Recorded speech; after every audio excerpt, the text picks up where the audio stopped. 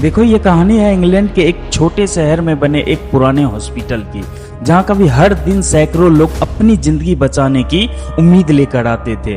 लेकिन किसी ने ये नहीं सोचा था कि आने वाले समय में यही जगह एक ऐसी डरावनी कहानी का हिस्सा बन जाएगी, जिसके बारे में सुनकर लोग रात के समय इस इमारत के पास से गुजरने से भी डरेंगे। बाहर से देखने पर यह हॉस्पिटल बाकी इमारतों की तरह ही दिखाई देता था, लेकिन इसके अंदर एक ऐसा कमरा मौजूद था जिसकी कहानी ने पूरी हॉस्पिटल को हमेशा के लिए बदल दिया।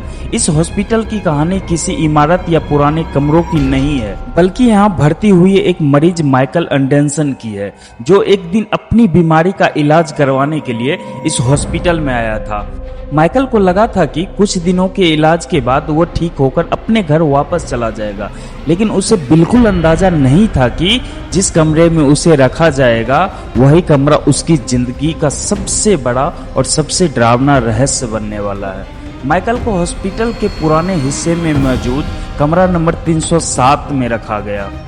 शुरुआत के कुछ दिन बिल्कुल नॉर्मल गुजरे। डॉक्टर उनका इलाज करते थे, नर्स उनका बिल्कुल ध्यान रखती थी और माइकल भी धीरे धीरे ठीक होने की उम्मीद करने लगा था। लेकिन जैसे जैसे दिन गुजरने लगे, माइकल को उस कमरे में कुछ ऐसा महसूस होने लगा जिसे वो किसी को समझा नहीं पा रहा था। दिन के समय सब कुछ ठीक रहता था, लेकिन रात होते ही उस कमरे का माहौल पूरी तरह बदल जाता था।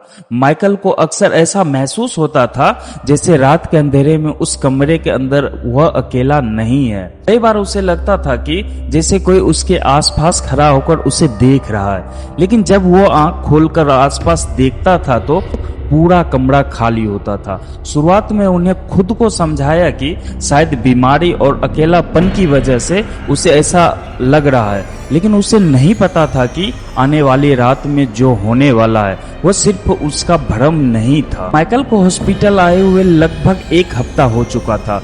दिन के समय उसकी हालत पहले से बेहतर दिखाई देती थी।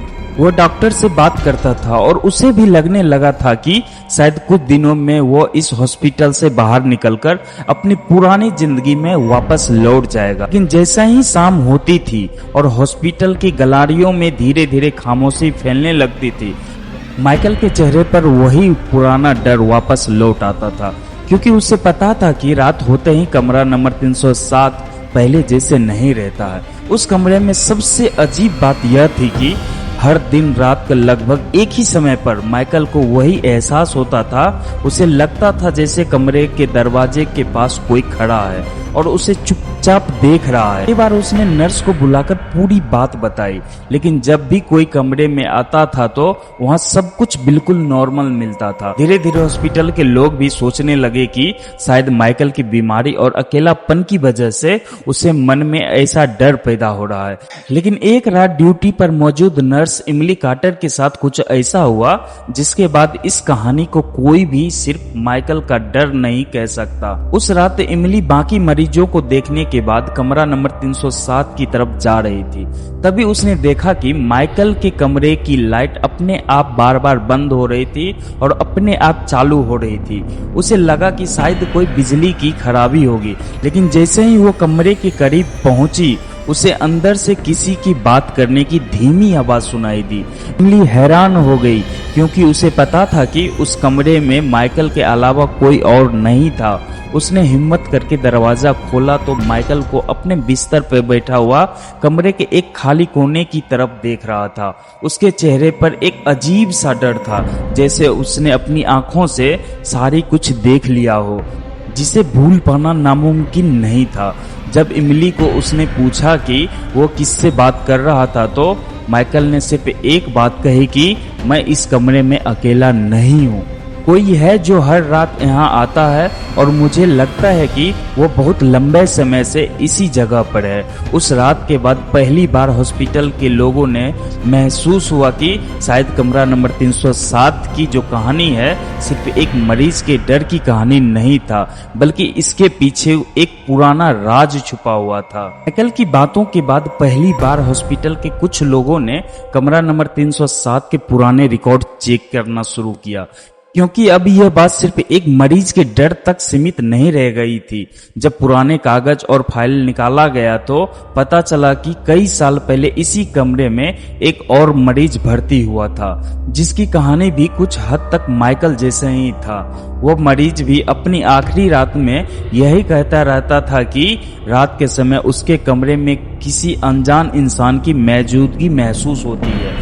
यह बात जानने के बाद नर्स और ज्यादा परेशान हो गया, क्योंकि जिस बात को वो अब तक सिर्फ एक माइकल का वहम समझ रही थी, वही बात कई साल पहले कई लोगों को वो कह चुका था। लेकिन सबसे अजीब बात यह था कि पुराने रिकॉर्ड में लिखा हुआ था कि उस मरीज की मौत के बाद भी कई बार रात की ड्यूटी करने वाले लोगों ने उसी कमरे के आसपास अजीब घटनाएं महसूस की थी। धीरे धीरे कमरा नंबर 307 हॉस्पिटल के कर्मचारियों के बीच एक रहस्य बनता जा रहा था। दिन के समय सब कुछ नॉर्मल रहता था, मरीज आते थे जाते थे और डॉक्टर अपना काम करते थे। लेकिन रात होते ही उस पुराने हिस्से में जाने से लोग बचने लगे थे। लोगों को कहना था कि वहाँ की खामोशी बाकी हॉस्पिटलों से अलग महसूस होती थी, जैसे उस कमरे के अंदर कोई पुराना कहानी आज भी अधूरी रह गई हो। लेकिन माइकल अभी भी उस कमरे में मौजूद था और हर गुजरती रात के साथ उसका डर बढ़ते जा रहा था। उसने कई बार कहा कि जो भी उसके कमरे में आता है वह उसे नुकसान नहीं पहुंचाता, बल्कि ऐसा लगता है कि जैसे वो कुछ बताना चाहता है, जैसे वह सालों से किसी ऐसे इंसान का इंतजार कर रहा होता है जो उसकी अधूरी कहानी को सुन सके। फिर एक रात माइकल ने फैसला कर लिया कि बल्कि यह जानने की कोशिश करेगा कि आखिर इस कमरे में उसके अलावा कौन है और वो उससे क्या चाहता है। लेकिन माइकल को नहीं पता था कि उस रात उसे जो सच पता चलने वाला था, उस हॉस्पिटल के 50 साल पुराने राज छुपा हुआ।